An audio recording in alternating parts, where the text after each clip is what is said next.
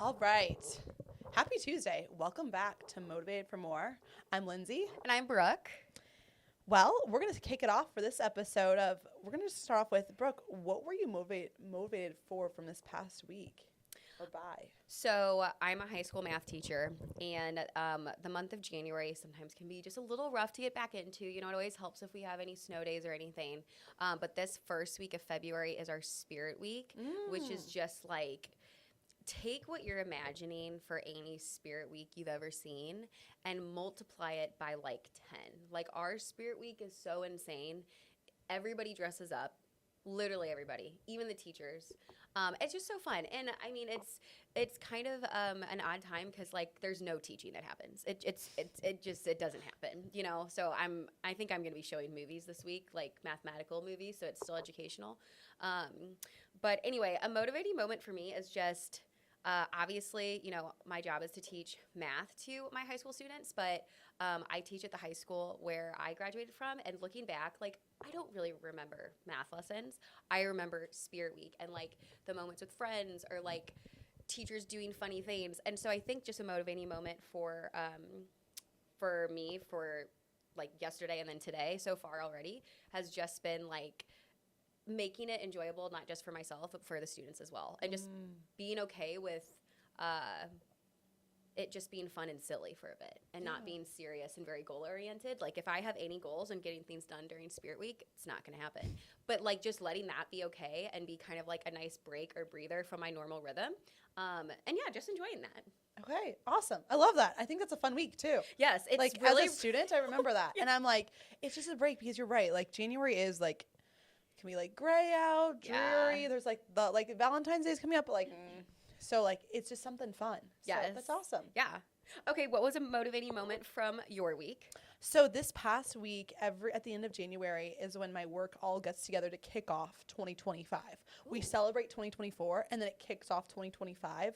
So we were all just together, and it's just like being around other people who are just strong leaders. They inspire me. They get me excited for this upcoming year, this upcoming summer. Summer's just a big season for us. And I'm motivated for that. I'm motivated for our team. I'm motivated for the people I work with. I'm inspired. I'm excited. And also we just focus a lot on personal growth too. So I'm excited just to like continue just growing myself. Oh, that's so so cool. Like it just gets me going. So like there's easy to get motivated too. I love that. Okay, so speaking of like personal growth, and obviously a huge theme for us is motivating, or you know, motivation for your life.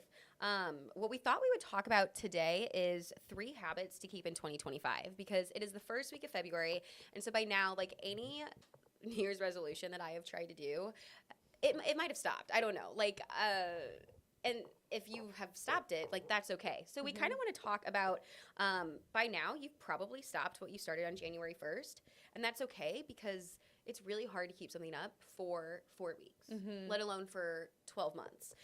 So we just wanted to talk about how, and give you guys reassurance that it's not too late to still start a new habit, or be like, you know what, I only did that for 5 days. Let's restart it in February.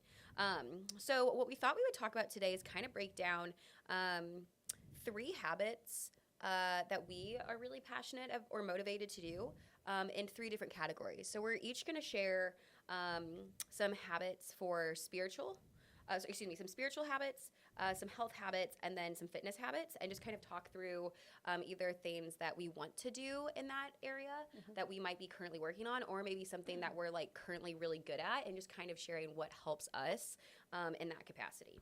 Yeah. And we're also going to give some ideas for you all too, just within that. So like you can feel free to use ours, use one, none, all of it. So, all right. So the first one is spiritual. Brooke, what is like your spiritual habit that you're trying to keep for 2025?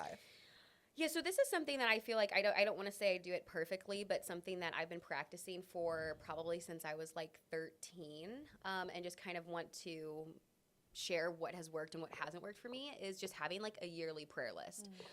So obviously as a Christian, it's really important to find time to pray and read our Bibles each day. And so prayer for me has always been like, how do I want that to look? Like, some people love prayer journals and like writing everything out.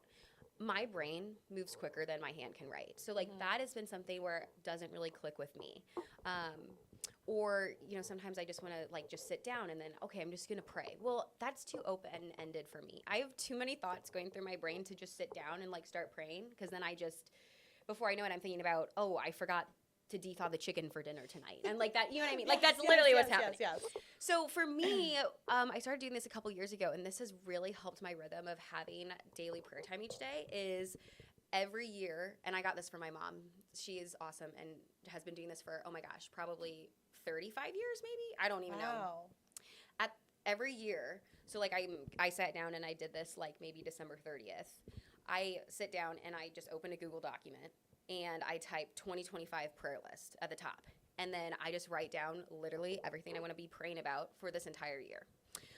So what was really cool is I just, rewrote one for 2025. And so when I looked at my 2024 prayer list, in January it starts out really nice and clean and it's all typed. By the end of December 2024, I have things scribbled on it in handwriting, things that I added to it on every single page and every single margin.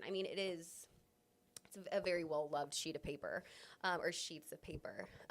But what's so cool is it almost is kind of like a prayer journal in my own way, because I get to look back and then see all the prayers that God has answered, or some that I'm still praying for. I love that. But, yes, no. And like a great reflection of the year. Totally. And it's such an encouragement, too, because even like when we got into October, I looked back and like that prayer from April answered. And it's just really reassuring, because if I don't have it written down, we as humans, we are just always looking to the next thing. We forget how God has showed up for us, even like 2 weeks ago.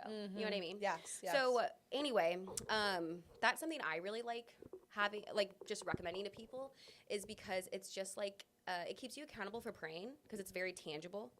I'm not writing paragraphs. It's literally just bullet points. And so that's what I did. And now I'm on my 2025 prayer list and I'll add things. But I think the biggest question I usually get asked is, well, how do you even know what to put on your prayer list? Like, sometimes it can be hard to like add those bullet points. And usually what I tell people is I go through my calendar. Because if you think about it, what do you want to be praying for? You want to be praying for the people you see in your life. That's on your calendar. Yeah. You want to be praying for the things you do, my job, activities, extracurriculars, hobbies. That's all in my calendar. Or you want to be praying for like upcoming things coming up. Well, my upcoming vacation, like I have on my calendar. So to pray for safety for that. So I literally just pray, like, and I organize it a little better. But those bullet points just come from things that are on like my to-do list or my calendar. Because anything that's on my calendar or my to-do list is important to me. And if it's important to me, it's important to God. Yeah. So it's literally as simple as that. I love that. And that gives me a lot of ideas, like just looking at your calendar, like for students, whether you're in high school or college, or like even in like grad school, when your finals are. Totally. So like that's one. Like that's something that just went to my mind. I'm 26. I'm still thinking about that. Or like for me, I'm thinking about like my busier seasons, or just like certain events just coming up. And it can be something so simple too that you could just add to your prayer list. Yeah, and I also think people like forget, like, okay, yes, I need to be praying for like my health and stuff like that. But I also want to be praying even for just like that coffee date I have with someone next Thursday, that's like a good time and we grow together in our friendship. Like I think the Lord really honors those prayers, and I just think you don't have to pray about only big things. Yeah. The small things matter too. Yes, I love that. Yeah. I love that a lot. So sorry, that was kind of a long-winded, but that is just something that I think is kind of a game changer, especially we live in a day and age when so many people struggle with like anxiety and stuff, and it is just crazy how if you pray over, again, big or small things, how God's peace really just comes over you for those things. And it's not instantaneously, but when it is a habit that's cultivated, if you're giving it to God, I'm not saying you're not going to have any anxious thoughts about a certain thing you're going through, but it just has to be lessened, because when we pray, we get access to God's peace. That's a supernatural thing. Yeah. No, I love that. And you're right. Like just handing it over to God, like resting in Him, or even though it doesn't bring you complete peace, but still brings you more comfort. So that's awesome. So that's a great habit. Okay, what's a spiritual habit for you? So for me in 2025, my focus is to do 5 minutes in complete silence with Jesus. Whether that's like in chapel, or whether that's in like my bedroom, or whether it's honestly like I originally was thinking drives, but then like drives, like you said, like I could be driving along and then I could be thinking about like, oh, what am I making for dinner tonight? So like I decided not to do that, which still great time to spend time with Jesus, but like not that still time for me, but I'm not going to count that as my 5 minutes. So the reason why is I've been in 2024, I spent some time just like praying more, and just like I found some more prayers that I was like reading along, they're like, hey, put some time in for Jesus where you're not distracted by like outside thoughts or like asking, which I think is great to ask Jesus, but just like spend time in prayer where it's just like, not just like, hey, Jesus, help me. I want this is my long list of things I want. Hey, Jesus, I'm here. I'm just here to chat and catch up. And I'm in silence, like don't have distractions from my phone. I don't have distractions from work. I don't have distractions from like whatever else is going on. My brain gets so easily distracted, or like I can have just other thoughts. But if I have that 5 minutes to set aside for Jesus, I just think that'll be great just for me to like, hey, like listen in. There was one of my teachers when I was younger was like, hey, like sometimes all the music we listen in just like blocks out the noise. And like blocks out the noise, but at the same time will let in a lot of noise. So like how can I be in silence where like the noise is just turned off? Well, and I love that because we're just like so overstimulated as people right now. Oh yeah. I mean, I included obviously. So what's funny is when you hear the word when you hear the number 5 is not really what I would call a large number. But if you think when you put that in front of silence, 5 minutes of silence, are you kidding me? Do you know how hard that's going to be to do? Oh yeah. Way Especially for me, harder like than you think. I am one who will like do like emails and like will then listen to a podcast at the same time. You and always then have call an AirPod someone. in. Yes, I have an AirPod in. And I am someone who for sure adds overstimulation to myself. Yeah. So I think it's a growth challenge for me, but I think it's something that's needed. For sure. Because like my life is only going to get busier for what I want to do. I think that might help your migraines too. Yes, probably. So Lindsay struggles with migraines a lot. Yes. Due to her concussions. But I think the overstimulation, we all struggle with, but I think that'll be good for you. Yes. Time for Jesus. So, but like these are some things. Brooke and I are also doing a Bible in the Year challenge, and we're doing it with each other. So we have that as accountability. And I'm excited to do this because I've always said to people, I'm going to do this. I'm going to do this. I'm going to do this. And I did do the New Testament in a year a couple of years ago. Nice. And I loved it. But like this past year I've been like reading over scripture, and I was like, oh, like I made this note, and like I don't even remember what year it was, maybe 2022. But like it's nice to just go back and do, but like I want to get the word in some more. Yeah. And I'm glad that we have each other. So like maybe that could be an idea for some people. But I'm liking our ideas. Some other ideas that we have for other people is like maybe it's church more, maybe it's like time in prayer more, maybe it's like journaling more, maybe it's like intentional time. But I think there's a lot people can do. I love what we do, but like for people maybe like there's other things you can also do. Totally. I love it. All right, so on to the second habit, which will be for health. Mine is a very simple thing. I literally do it every year, and I still haven't figured out how to do it, so that's why I add it each year. So, like, this is something I need to work on, is having one sweet a day. Does that mean one cookie? I was thinking about this. Okay, so like, what does this mean? Is like one dessert? This is why, yes, one dessert. One This dessert. is why I always struggle with it, though, because then it's like, okay, well, does my cinnamon roll from breakfast count? Does my iced vanilla latte count? Like it's just I just have been trying to, and I'm not saying you shouldn't have sugar. I mean, I love sweets, so like I'm not like saying don't have anything. But I just feel like there's a lot of sugar that I take in throughout my day that's not even dessert. So in an ideal world, I would love for it to be like one sweet treat a day. So like if I have like a cinnamon roll for breakfast, that counts. But I'm not even there yet. So I'm trying to do just like one dessert a day. Okay. Because I am what you call like, people just like eat snacks all day. Well, I'm always like, I think it's because I'm a teacher. Like, well, there's a Hershey Kiss. Like, oh yeah, like because people are bringing stuff in or like something for the kids. Oh, that makes sense. Yeah. So I'm like always just like, and it's honestly probably doesn't add up to too much sugar, but I just feel like it would be good for me to just limit it a little less. So that is my goal, is one sweet a day, and having like a breakfast item, or like even if I got like a really sugary like caramel macchiato or like something like that count. And yeah, and I think that's because there's so many people who are like protein first in the morning. I'm really bad at that. Yeah. So I'm kind of hoping that's not really my goal, but I kind of hope that would help with it. Yeah. I love that. Well, I was thinking about this for myself when you said one sweet a day. There are times that I'll have like eggs in the morning. Sometimes I'll skip breakfast and have a bigger lunch.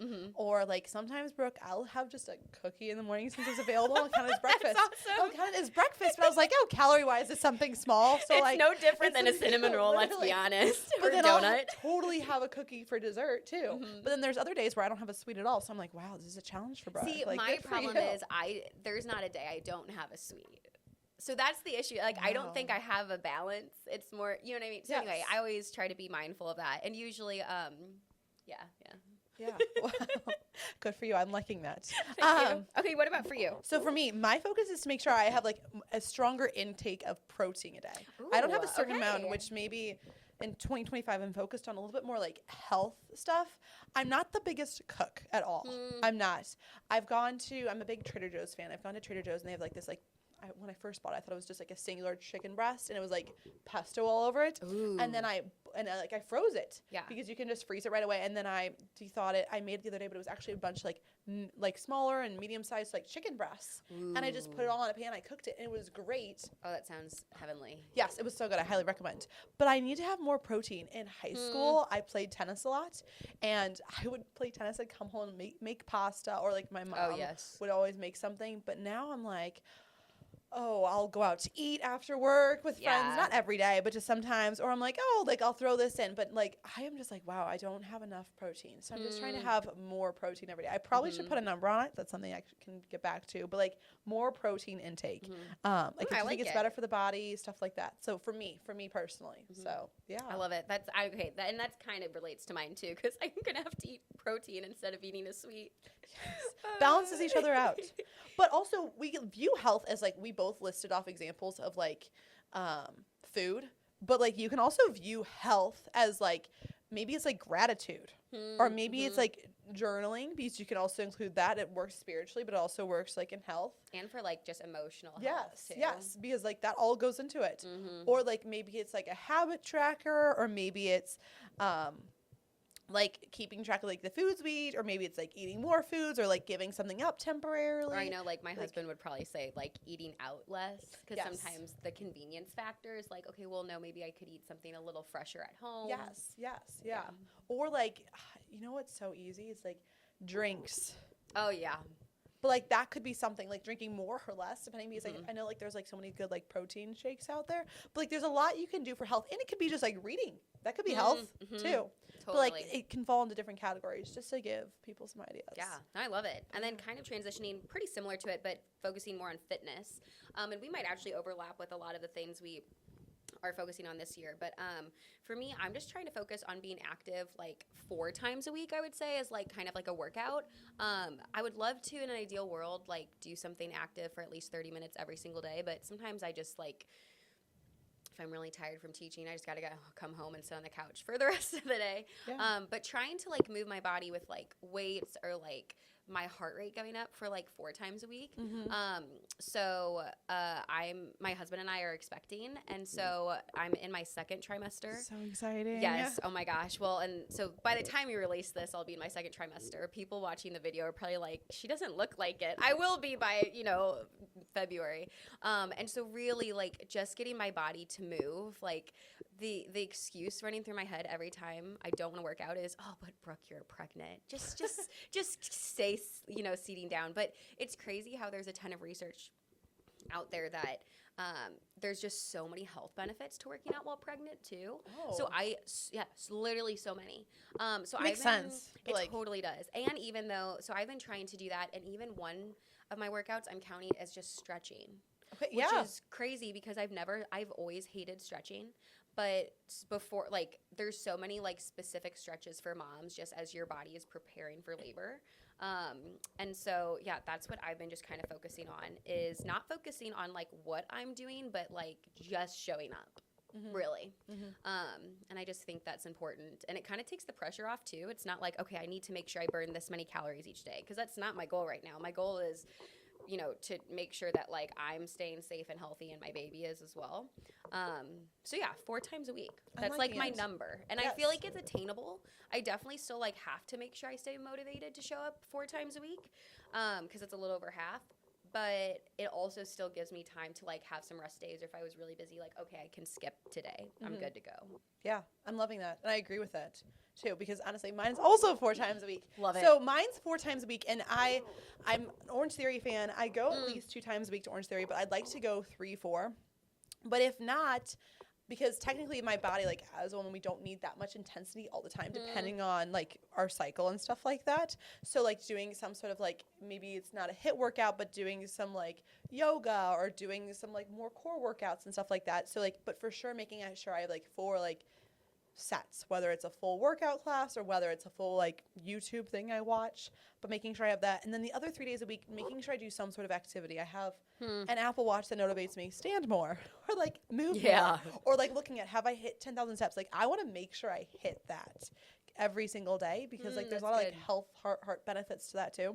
But, like, we can do that just by walking. Or, like, walking around, like, for me at work more, walking around at work more, or just, like, standing up more, or going on a quick walk when I get home, or, like, a quick walk in the morning. I know sometimes I'm like, let's run out the door and go, but, like, I can do a quick walk to get my mind centered. So, like, do that the other 3 days a week. That way I'm, like, moving more. And for me, the focus is I've learned, like, that helps me just not only, like, for, like, fitness goals and stuff, but also, like, mentally. Like, whenever I, like, work out a lot, I, like, get all these, like, great ideas that come in. I feel better. I feel like, okay, now I can conquer anything. And just, like, yeah, I don't know.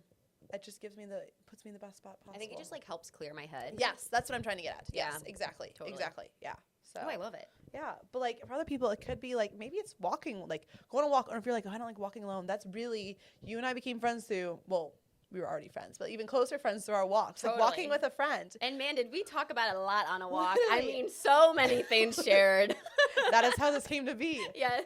But maybe it's a walk more. Maybe it's, like, going to a class. And there's a lot of, like, free trial classes out there to, like, go and look at. Especially online. Like, all of my workouts, well, I pay, like, $12 a month for this membership I love. But, like, all of my workouts are just on my laptop at home. I do not even leave my house to work out. And there's so many free YouTube videos, like you were saying. Yes, literally. And so it's crazy how it's just so accessible. But I'm curious, though, like, because you do Orange Theory, I used to love doing workout classes, and now I just like saving time and money by just going to my basement. But I have way less motivation because it's not something I'm paying for or going to with other people.